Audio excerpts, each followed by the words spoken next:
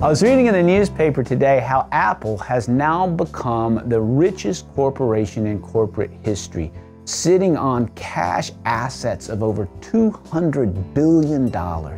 Absolutely amazing what Apple has become, but it wasn't always that way. In the early 80s, Steve Wozniak and Steve Jobs had developed a computer system that was revolutionary, but sales were disappointing and Steve Jobs knew that he needed help. But over at PepsiCo, there was a young CEO who had done amazing things. John Sculley had taken Pepsi from an also-ran into the largest soft drink company in the world, and he was celebrated all over the world as an amazing leader and CEO. One day, Steve Jobs walked into his office and said, "John, I want you to consider resigning from PepsiCo and becoming the CEO and president of Apple Computers." John Sculley said, "Well, young man, what do you have to offer?"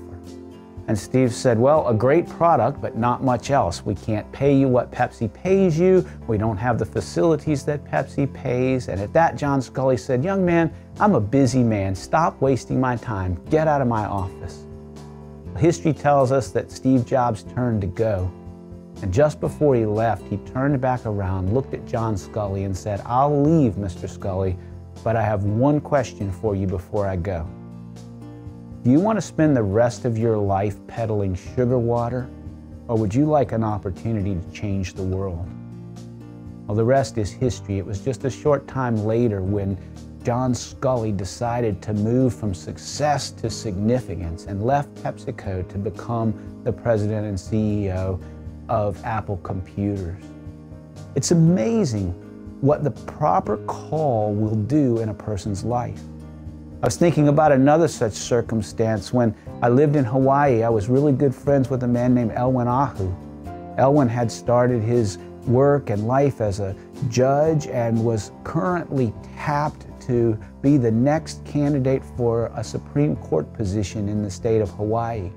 When Wayne Cordero, the pastor of New Hope Christian Fellowship in Hawaii, said to Elwin, "I'd like for you to consider becoming the executive pastor of New Hope." Elwin was as nonplussed by the question as John Sculley had been by that of Steve Jobs. But again, just before he departed, Pastor Wayne said, "Elwin, I've just got one question for you. Now that you're a disciple of Jesus Christ, don't you think it's time you got off the bench and got in the game?" And likewise, just a couple of days later, Elwin Ahu went before the Chief Justice of the Supreme Court in Hawaii and resigned his position on the bench in order to become a pastor at New Hope, where today he flourishes in ministry. You know, all of us are called to join Jesus in his mission. The call to go is not new to us. But in Matthew 9:38, Jesus also said to those of us who are mature believers, "Pray to the Lord of the harvest that God will send workers into his harvest field." You know, in addition to the call to go ourselves, mature believers are called to be a catalyst to the calling of others. It's amazing what can happen when one person with a vision that's larger than just day-to-day things will cast that vision before another and put forth the call.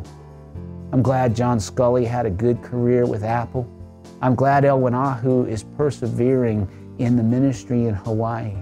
Many people are primed to move from success to significance in response to a call. And I know that the harvest is plentiful, but the workers are few. We here at the Mission Society are in the core business of sending cross-cultural witnesses around the nation and around the world to join Jesus in his mission. And I hope that every one of the mature disciples who are listening to this message today will take seriously the words of Jesus, not just to go and join him in his mission, but to be catalysts to the calling of others. You never know when the word of invitation you put forth for somebody to take seriously the call of Jesus might be just the thing that will lead them into accepting that calling and changing their life and perhaps the lives of others forever. This sacred calling to join Jesus as a cross-cultural witness is the heart of who we are here at the Mission Society. And if you encounter people in your life and in your world and put forth that challenge, and they're interested in the possibility of a life and career as a cross-cultural witness, have them contact us here at the Mission Society. We'd love to help them find the best fit for their calling so that they can engage in this sacred work. I hope you're having a great summer. Things are going tremendously well here at the Mission Society. There's much to share with you going forward, but for right now, consider being a catalyst to the call in someone's life, and may God bless you richly. Once again, thank you so much for your partnership with the Mission Society.